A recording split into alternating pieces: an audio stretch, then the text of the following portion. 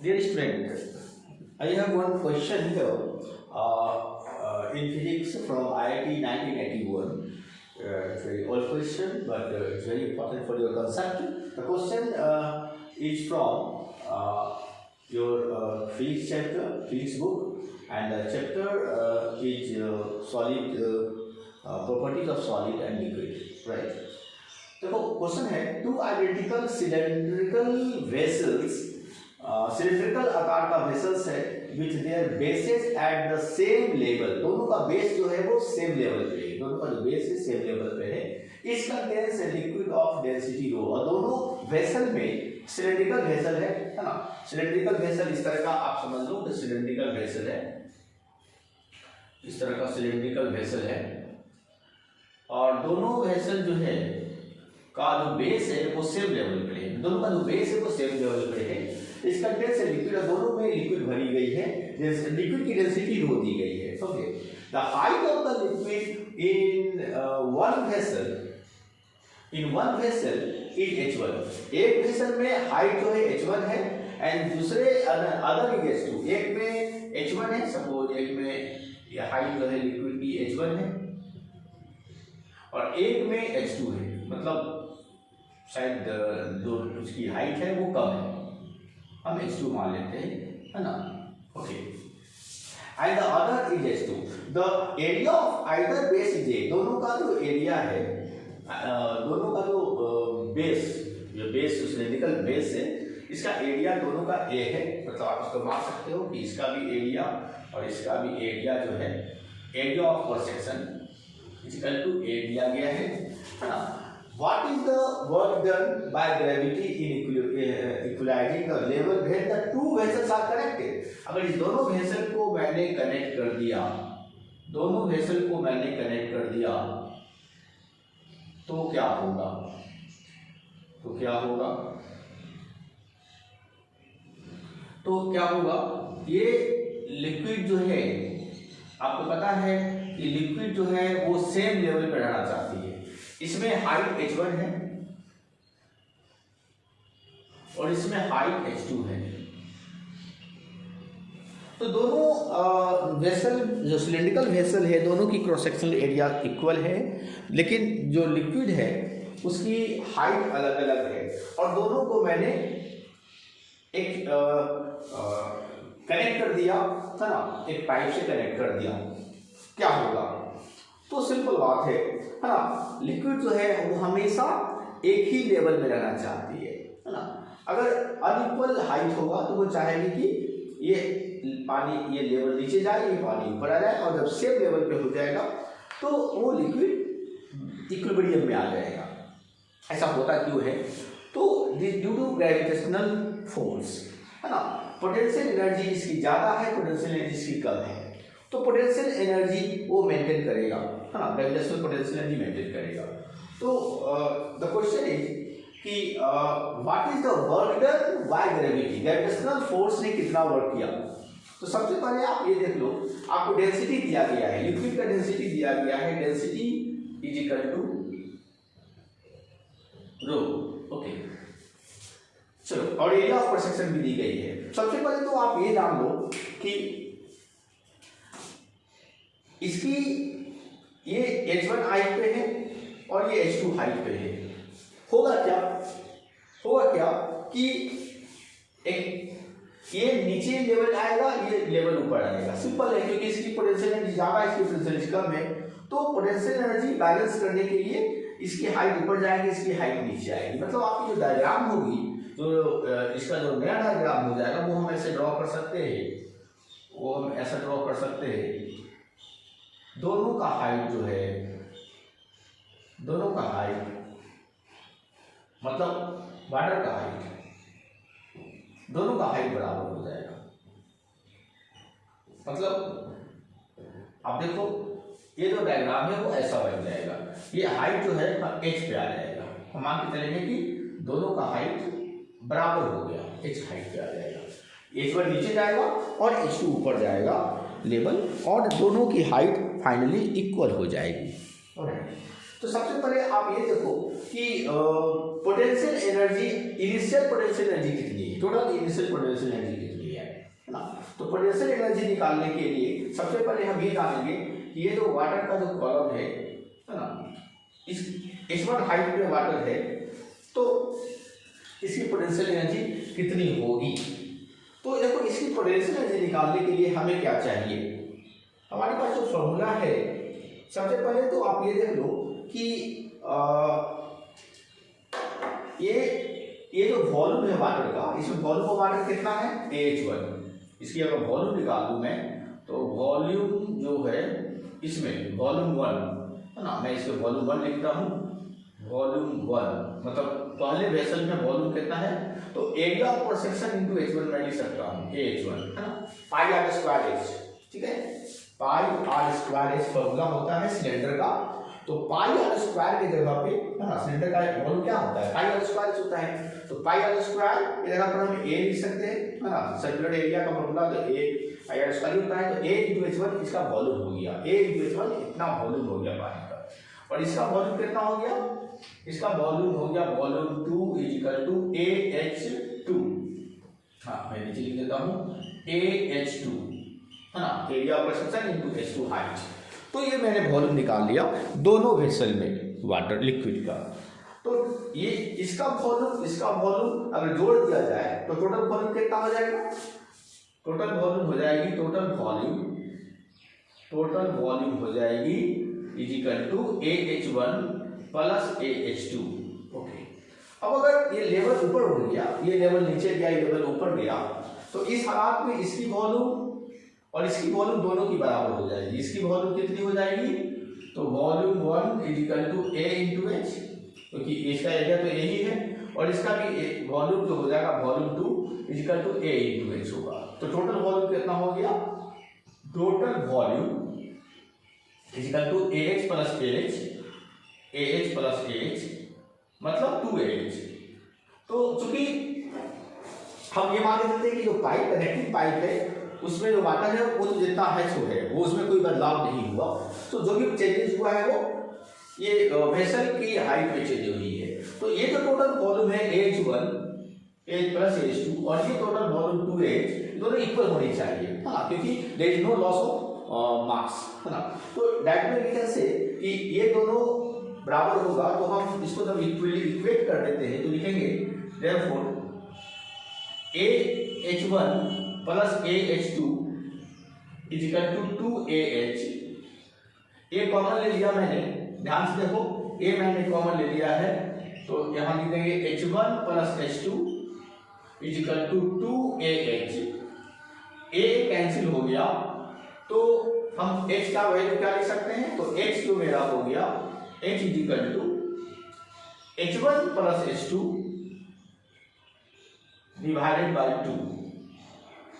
ये जो H आया, ये जो मेरा हाइट आया, ये H1 plus H2 divided by 2 हो गया, H1 by H2 divided by 2 हो गया। सो आप ये समझ सकते हो ये कि हमारा जो H1 by H2 divided by 2 मेरा हाइट जो है, फाइनल जो हाइट है वो H1 plus H2 divided by 2 हो गया। मतलब ये जो मैंने H निकाल दिया। फिर से अब ध्यान से देखो कि initial time potential energy, total initial potential energy and final potential energy कितना होगा, है ना। तो थोड़ी देर के लिए मैं क्वेश्चन से क्लीन करता हूँ, है ना। आपने क्वेश्चन नोट कर लिया होगा, I need some space to write. तो हमें निकालना है ग्रेविटी ने कितना वर्धन किया, ग्रेविटी ने कितना वर्धन किया। ओके, तो ग्रेविटी सबसे पहले हम ये देखते हैं कि पोटेंशियल एनर्जी में कितना डिफरेंस आएगा। जो पोटेंशियल एनर्जी में जो डिफरेंस आएगा वही ग्रेविटी ने वर्क किया। तो इनिशियल पोटेंशियल एनर्जी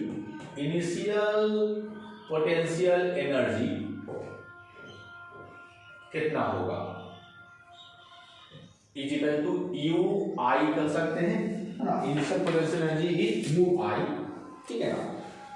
तो इनिशियल पोटेंशियल एनर्जी आपका आ गया इज इक्वल टू, आप सिंपली लिखो initial potential energy is equal to unit space तो क्या होगा, m इसका मास इंटू जी इंटू h1, है ना, मास इंटू जी इंटू h1। तो इसका मास अगर हम m1 ले लेते हैं, इसका मास अगर हमने m1 ले लिया, इसका मास m1 ले लिया, इसका मास मैंने m2 ले लिया, तो m1 g h1 इसकी पोटेंशियल एनर्जी, और इसकी पोटेंशियल एनर्जी m2 इस वेसल में जो मास है लिक्विड का इंटू जी इंटू h2। ओके, अब ये m1 और g क्या है, m1 हमारा जो है ये मेरा कॉमन, हमारा जो m1g है और h1 हमारा जो पोटेंशियल एनर्जी है आपका, ये जो इनिशियल पोटेंशियल एनर्जी जो है वो, चूंकि टोटल हाइट मेरा h1 है, तो एवरेज हाइट ये पूरे मास जो है जीरो से h1 हाइट तक फैला हुआ है। ध्यान देना, ये h1 पूरा हाइट नहीं है, पूरा मास h1 हाइट पे नहीं है, पूरा हाइट जीरो हाइट पे नहीं है, ये पूरा यूनिफॉर्मली डिस्ट्रीब्यूटेड है मास। तो एवरेज जो हाइट होगा वो h1/2 हो जाएगा यहाँ पे, और यहाँ पे एवरेज हाइट जो हो जाएगा वो h2/2 हो जाएगा। Okay, so it is a initial potential energy. Final potential energy कैसे निकालते हैं हम? तो final potential energy, final potential energy का मतलब है कि जब लेवल बराबर हो गया तो हाइट h हो गया, तो पूरा मास h हाइट पे नहीं है ना, जीरो हाइट से लेकर के h हाइट तक यूनिफॉर्मली फैला हुआ है, तो मैं एवरेज हाइट h/2 ले लेते हैं। तो टोटल मास कितना हो गया m, इसका मास m1, दोनों का मास m1 m2 कर देते हैं, है ना, दोनों का मास जो है हमारा m ही लेते हैं, क्योंकि दोनों का मास तो बराबर हो जाना चाहिए, है ना। वैसे आप ऐसा कर सकते हो कि m1 मास नीचे आ गया है, m2 मास ऊपर चला गया है ना। तो m1 फाइनल हो जाएगा मेरा m1g h/2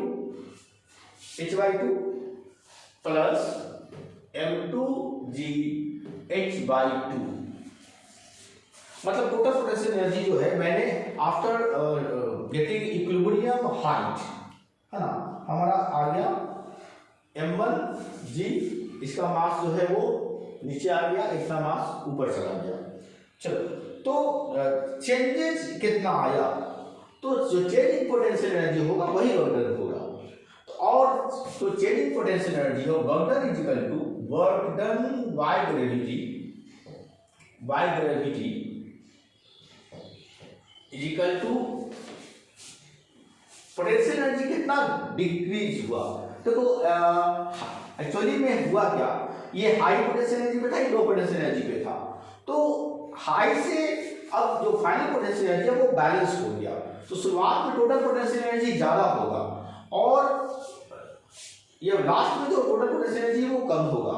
हमेशा ग्रेविटेशनल फोर्स चाहती है कि ऑब्जेक्ट जो है वो लोअर पोटेंशियल पर रहे, है ना। ऑब्जेक्ट अगर हाइट पर रखते हो तो क्या होता है, वो नीचे आ जाता है, और ग्रेविटी यही चाहती है, ग्रेविटी मतलब फोर्स ऑफ ग्रेविटेशन यही चाहती है कि कोई भी ऑब्जेक्ट का पोटेंशियल एनर्जी लो से लो हो, मतलब डिक्रीज हो रहा है, पोटेंशियल एनर्जी घट रहा है, तो नेचुरली है पोटेंशियल एनर्जी हाई स्टेटस से लो स्टेटस जा रहा होगा, मतलब इनिशियल पोटेंशियल एनर्जी ज्यादा होगा, लोअर फाइनल पोटेंशियल एनर्जी कम होगा, और जो डिफरेंस है वही वर्क डन है ग्रेविटेशनल फोर्स के द्वारा।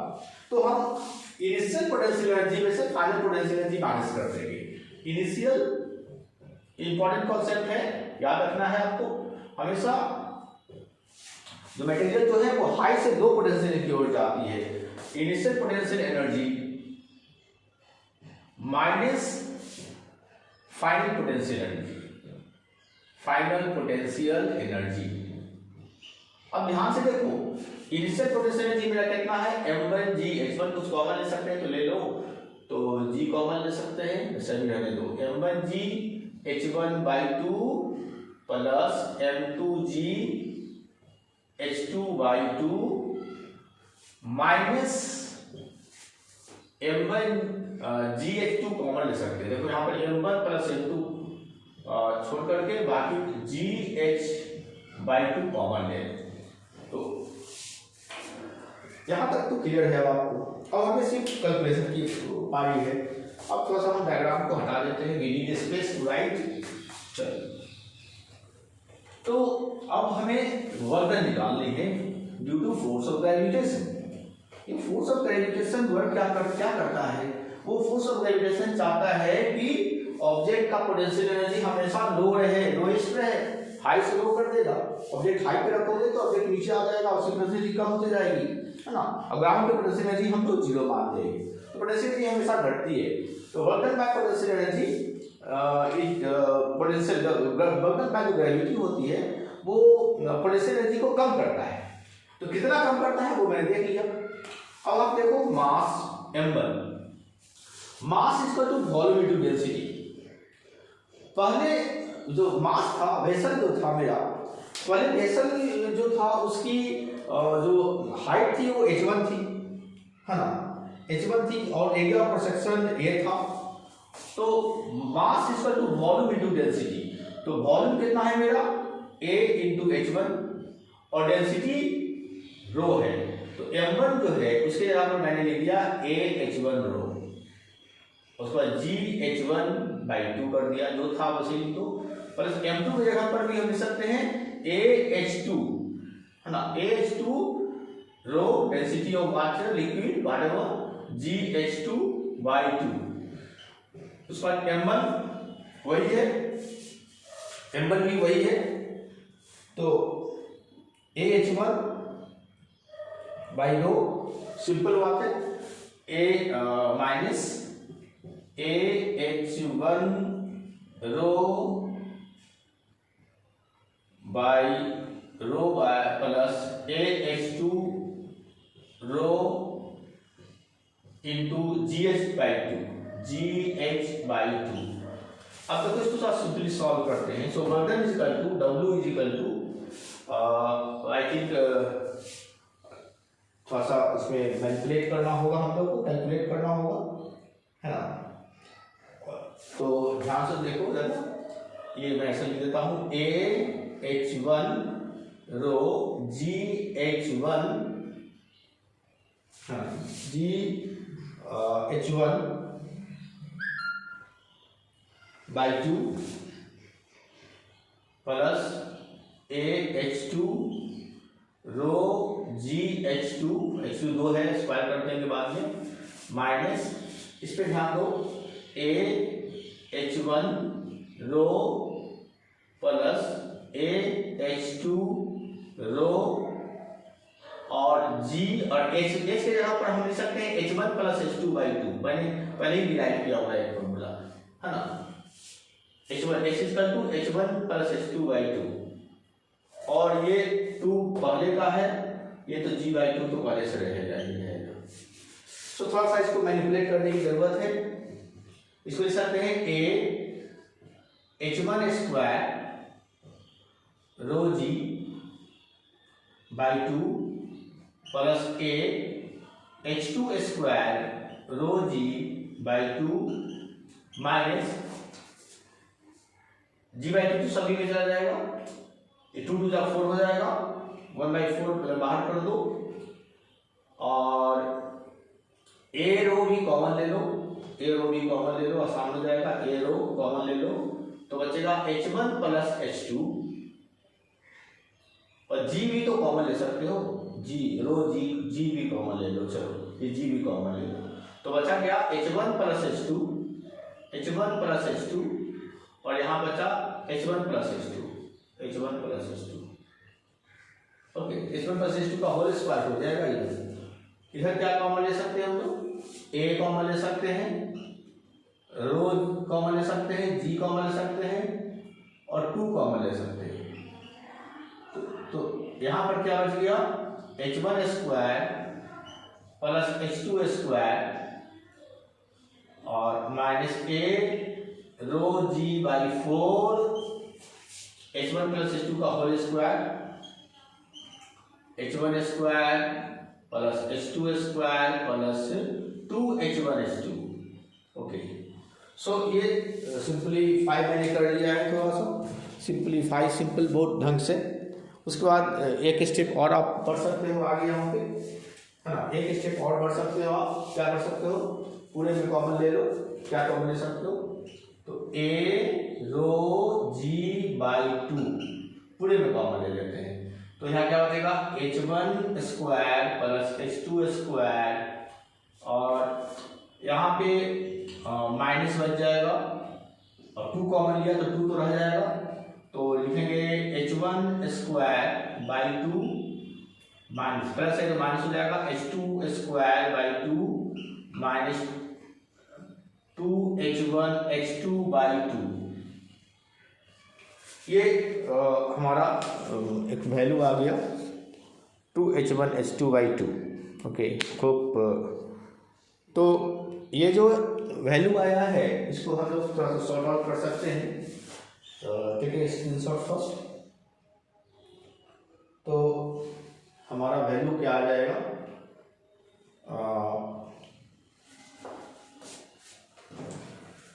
सिंप्लीफाई कर देते हैं हम लोग। सबसे पहले इसको सॉल्व करो, तो ये 2 2 कैंसिल हो जाता है, ये क्या हो जाएगा, a वर्टर is equal to a rho g by 2, यहाँ बचेगा h1 square minus h1 square by 2, तो ये हो जाएगा h1 square by 2, h1 square by 2, h2 square minus h2 square by 2 plus h2 square by 2, और ये minus h1 h2 minus h1 h2, कितना ही बचा। अब ऐसा करो, आप एलसीएम ले लो, a रो g बाई 2, यहाँ एलसीएम ले लेते हैं 2 का, 2 एलसीएम अगर ले लेते हैं तो यहाँ हो जाएगा h1 square plus h2 square minus 2h1 h2, है ना। तो ये तो h1 minus h2 whole square हो जाएगा, ये 2 to the 4 हो जाएगा, तो हम लिख सकते हैं therefore a rho g by 2 to the 4 h1 minus h2 whole square. So this is the total work done. This is the total work done by gravity.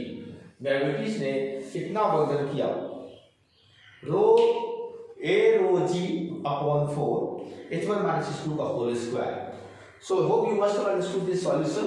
Okay, thank you.